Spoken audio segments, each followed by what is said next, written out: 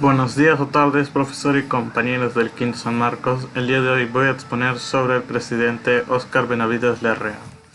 Vamos a empezar con su biografía. Cursó los estudios escolares en el Colegio Guadalupe de Lima y en Chincha. Ingresó a la Escuela Militar de Lima en 1890, de donde egresó en 1894, iniciando así su carrera militar que lo llevaría hasta el rango de general de división en 1933. Participó en los acontecimientos político-militares del país y recibió perfeccionamiento en Francia y Alemania.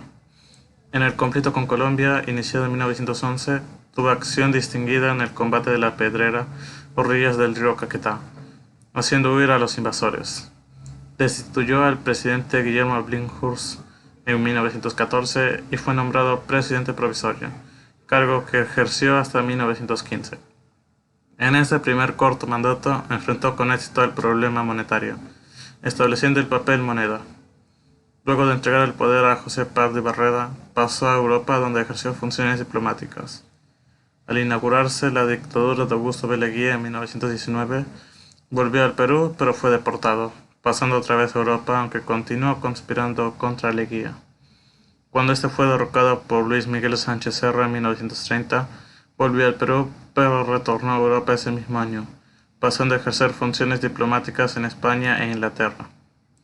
Llamado por el presidente Sánchez Cerro a estallar la guerra colombo-peruana, asumió la dirección del Consejo de Defensa Nacional y, asesinado Sánchez Cerro, fue facultado por el Congreso para terminar su periodo y negociar la paz con Colombia, en el Protocolo de Río de Janeiro. En ese segundo gobierno reprimió severamente a los apristas y comunistas y superó la crisis económica. En 1936 se anularon las elecciones que daban ventaja a Luis Antonio Eguiguren por estar apoyado por los apristas y Benavides. Se prorrogó en el poder por 3 años más. Bajo el lema de orden, paz y progreso, gobernó hasta 1939, en el que entregó el mando a Manuel Prado Garteche, cuyo Congreso le otorgó en 1940 el título de Mariscal del Perú. Sirvió luego como embajador en Madrid y Buenos Aires y retornó al Perú en 1944 para contribuir en la creación del Frente Democrático Nacional que postuló a la presidencia José Luis Bustamante y Rivera en 1945. Falleció poco después del triunfo de este. La fecha de su fallecimiento fue el 2 de julio de 1945. En esta exposición voy a hablar sobre el segundo gobierno, que fue de 1933 a 1939. Sánchez Cerro fue asesinado el 30 de abril de 1963. Para completar el periodo de Sánchez Cerro, el Congreso Constituyente eligió a Óscar Benavides como presidente. Esta acción fue anticonstitucional, aunque ante la crisis interna y externa que el Perú atravesaba, la razón de Estado prevaleció. Benavides era entonces el jefe del ejército, promovido a esa alta situación a raíz del conflicto con Colombia. Benavides suscribió la nueva Constitución del Perú que reemplazó de 1920, en vigencia desde la administración de Augusto B. Leguía. La Constitución de 1933 se mantuvo vigente hasta 1979, aunque diversos puntos que estipulaba nunca se cumplieron, por ejemplo, lo referente a las juntas departamentales. Las prioridades de Benavides al comenzar su gobierno fueron buscar el fin del conflicto con Colombia, al cual se llegó a un acuerdo en el Protocolo de Río de Janeiro en 1964, calmar la agitación política interna y superar la crisis económica. Al principio de su gobierno, la Ley de Amnistía General del 9 de agosto de 1933, por la cual se amnistía a todas aquellas personas a las que se seguía juicio político y se permitía el retorno de los deportados. Fue así como Haya de la Torre, líder de Alianza Popular Revolucionaria Americana o APRA, fue puesto en libertad y se permitió el retorno de los desterrados apristas, pero tras un intento revolucionario aprista en Lima, conocido como la Conspiración del Agustino, se reinició la persecución antiaprista. Los apristas respondieron con actos terroristas en todo el país. El 15 de mayo de 1935 ocurrió el asesinato del director del diario El Comercio, Antonio Miro Quesada, de la Guerra, y de su esposa a manos de un militar aprista. El gobierno mantuvo la proscripción del APRA, aduciendo que era un partido internacional, lo que estaba prohibido de actuar, según la Constitución del 33. Por esa misma causa se reprimió al Partido Comunista, Las cárceles se llenaron de presos políticos, apristas y comunistas. Una novela del escritor indigenista José María Arguedas, El Sexto, está ambientada en dicha época. En 1936, año en que finalizaba el periodo del presidente Sánchez Cerro, Benavides convocó elecciones generales en las que postularon para la presidencia Jorge Prado Regateche, Luis Flores, Manuel Vicente Villarán y Luis Antonio Eguiguren. Este último resultó ser el candidato favorito de la población, pero estas elecciones fueron anuladas por el Jurado Nacional de Elecciones. No había iniciado el escrutinio con el pretexto de que los apristas habían beneficiado con sus votos a Eguiguren, el virtual ganador. Tal argumento resultaba un despropósito total, máximo si ya para entonces el voto era secreto.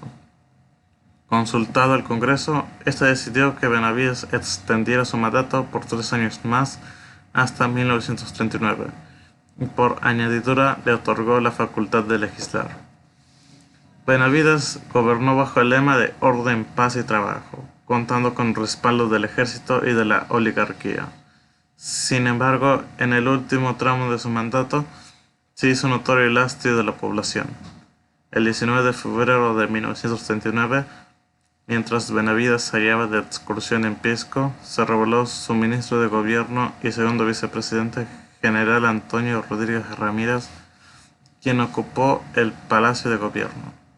La rebelión, que contaba al parecer con gran apoyo de diversos sectores, se frustró cuando el jefe de la Guardia de Asalto, mayor Luis Rizo Patrón, irrumpió en el patio del palacio, exigiendo por 3 veces la rendición a Rodríguez.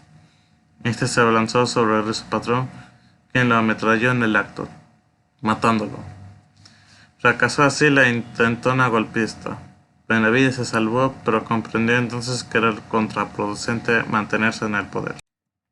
Viendo pues el panorama adverso, Benavides decidió convocar elecciones y hacer el traspaso de poder, pero antes convocó un plebiscito que se realizó el 18 de junio de 1939, en el cual se aprobaron reformas constitucionales como la ampliación del periodo presidencial de 5 a 6 años, el establecimiento de 2 vicepresidentes y la disminución de las facultades legislativas del Congreso en materia económica.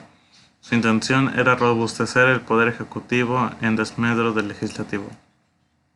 Para las elecciones generales de 1939, Benavides apoyó la candidatura presidencial de Manuel Prado Regateche, hijo del presidente Mariano Ignacio Prado, que por entonces ejercía como presidente del Banco Central de Reserva del Perú. Contra esta candidatura oficial se alzó la de José Quesada Larrea, joven abogado natural de Trujillo, quien para su campaña adquirió el diario La Prensa, desde donde se peleó por la libertad electoral ante el propósito evidente del gobierno de manipular los resultados. El partido aprista, quien era el más importante del país, continuaba proscrito por ley. Otra importante fuerza política, la Unión Revolucionaria, también quedó anulada al estar desterrado su líder, Luis Flores. Ante la coyuntura electoral, tanto Prado como Quesada solicitaron el apoyo de los apristas, pero estos no tomaron partido.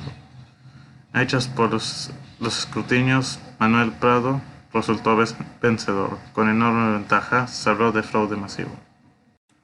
Bueno, finalizamos con las efemérides más importantes, exceptuando la de 1937 y 1938. Bueno, empezamos con 1933. Con la llegada de Hitler a la Cancillería convenciendo a sus superiores, se inicia la persecución de los judíos.